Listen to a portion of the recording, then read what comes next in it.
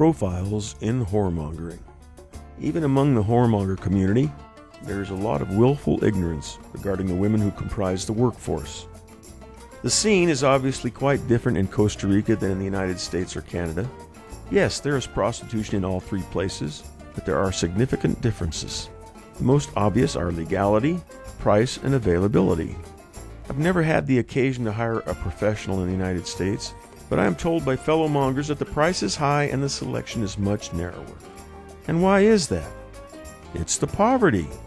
Simply put, the reason I am able to consort with pretty females who are half or even one-third my age is the fact that I have something to offer them that they need and can't seem to get from the younger and more attractive local men. Money. For a very large number of ladies in poorer countries, the fact that you have any income or assets at all sets you apart from their local homeboys. Does this mean that you can have your pick of poor girls? No, it doesn't. Not all poor girls from poor countries are prostitutes or looking for gringo husbands. But it means you can find plenty of short-term company at a reasonable price, or if you're looking for a girlfriend, you will be taken more seriously by more attractive and younger women than would consider you in the United States or Canada. This can play out two ways. Way number one is that she is only interested in your money. Way number two is that she sees you as desirable and allows herself to get emotionally attached to you. The misogynist, misanthrope pessimist would say that it's all about the money. That isn't true. It's not all about the money. Money is necessary, but it's not the only thing. There are plenty of women here who are dirt poor but not interested in gringos. But so what? So you can't have any poor girl. There are still plenty who'll take you, skinny legs and all. The romantic optimist fool likes to think that any girl who shows interest in him is falling in love with him.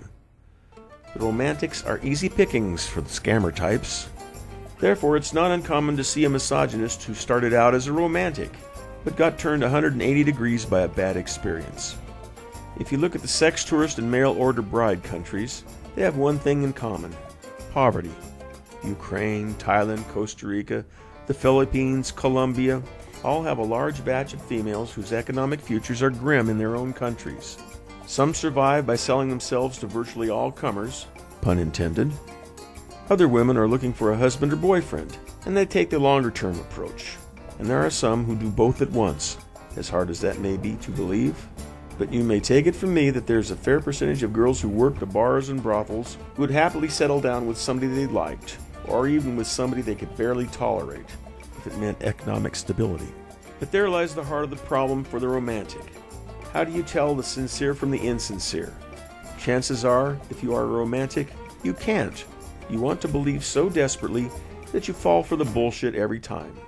Misogynists, on the other hand, seldom if ever fall for bullshit. To them, all women are evil.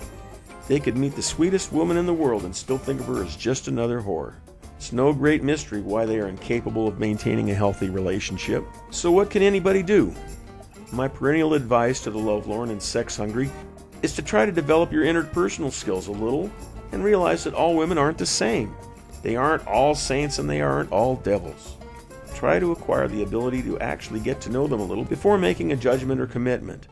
I know it's not easy, but it's about the only way to succeed other than just dumb luck. The bottom line is this: prostitutes are people, human beings just like you and I. No two are the same.